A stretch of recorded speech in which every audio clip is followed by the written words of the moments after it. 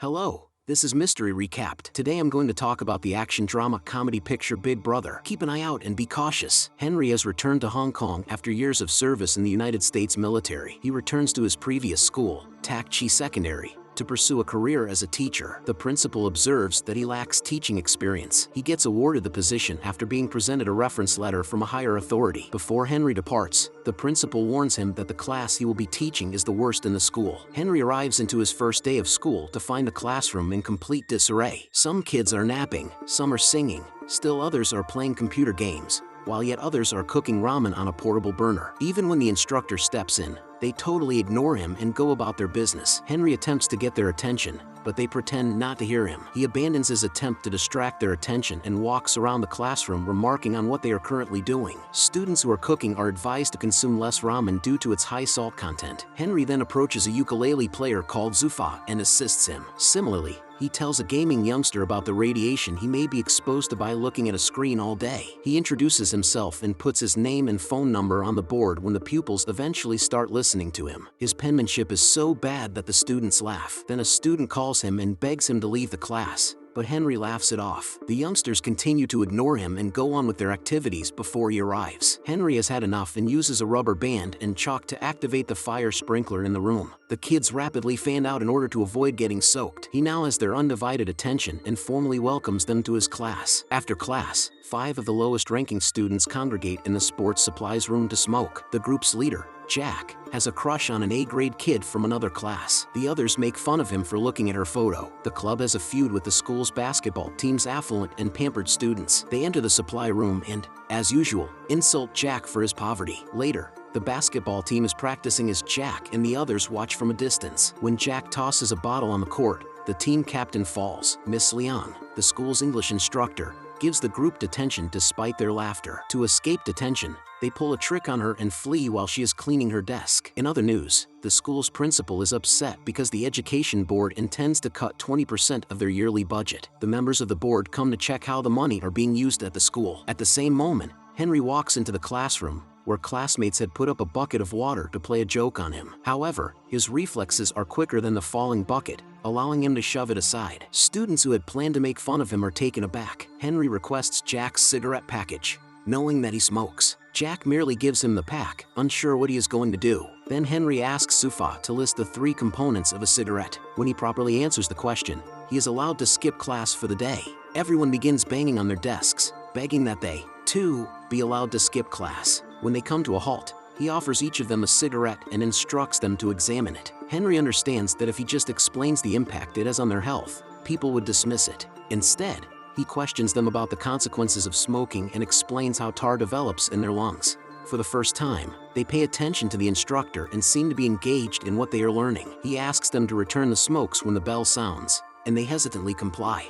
The captain of the basketball team trips one of Jack's friends, Bruce, on his leg that day in the cafeteria. This sparks an argument between the groups, which quickly escalates into a brawl. They ruin the premises by throwing food and tables at each other. Later, Henry learns that 5 of his classmates have been temporarily suspended for inciting the fight. Henry comes into Jack battling his opponent in the corridor and intervenes. When prompted to calm down, Jack accuses the school of being unjust since the wealthy students are not punished. After school that day, Henry reads through the files of all 5 kids to learn more about them. The first is Zufa, the son of a Pakistani immigrant who is often discriminated against due to his color. The cops in his area often suspect him of stealing. Zufa's only ambition in life is to become a musician. Danan, the second pupil, is a young lady. She had been a disappointment to her father since her birth, since he had always desired a boy. Danan has spent her whole life attempting to obtain her father's esteem. She also chopped her hair short and pretended to be a guy by playing with vehicles. Her father, on the other hand,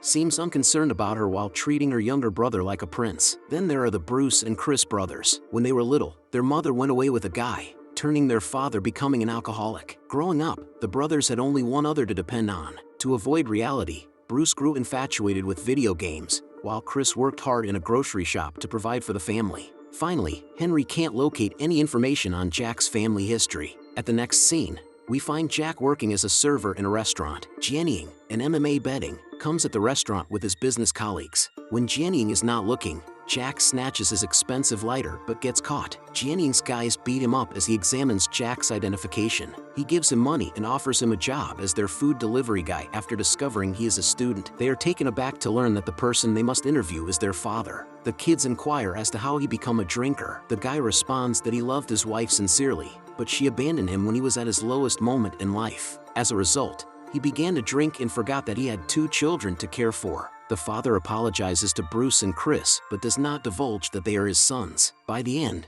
the brothers are in tears. Jack has begun working for MMA better Jianying somewhere else. He offers Jack a large sum of money to drug a fighter's drink in the next game. Jack is hesitant to accept the offer, but he is forced to. Jianying promotes a boxer but wagers money on his defeat on the day of the bout. Jack smuggles narcotics into the fighter's drink but gets apprehended while doing so. He gets beaten up and put into a locker before he can accuse Jianying.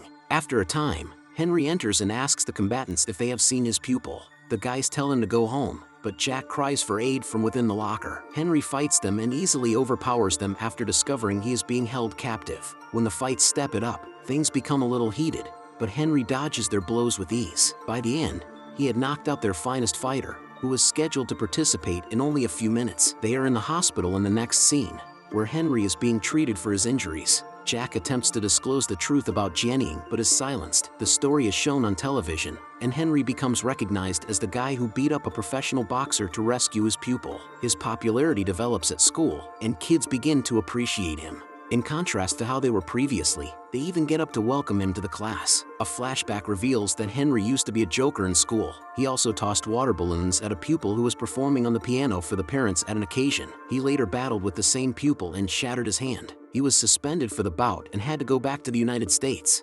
Starting that day, the pupils pay attention in class when Henry lectures and work hard to prepare for the approaching college admission exam. Except for Bruce, who has become hooked to medications, everyone is doing well. While Chris went to computer games to evade his family's difficulties, Bruce began using drugs. He does poorly in the mock admission exam due to his lack of attention. Henry offers to assist him, but Bruce's depression worsens over time. He eventually leaps from their house's balcony. He is taken to the hospital and placed in a coma.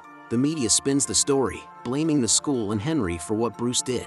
The school board authorities question Henry and decide to withdraw his teaching license. When he packs his belongings and leaves the school, the pupils follow him, pleading for him to remain. They are upset by his departure, but they know that they must succeed in their next exam in order to make Dad proud. They studied twice as hard after that to show to the board that Henry is a competent instructor. On the day of the test, Henry texts Jack and his classmates, inviting them to gather in the school an hour before the exam. When the students assemble, they discover that Jianying's plan was to keep them locked in the school so they wouldn't make it to the test hall on time. He's doing this in order to teach Henry a lesson. After a time, Henry comes at school and learns about Jianying's plan. He frees the students and battles all of Jianying's followers to prevent them from injuring the youngsters. They flee and make their way to the examination hall while Henry battles Jianying.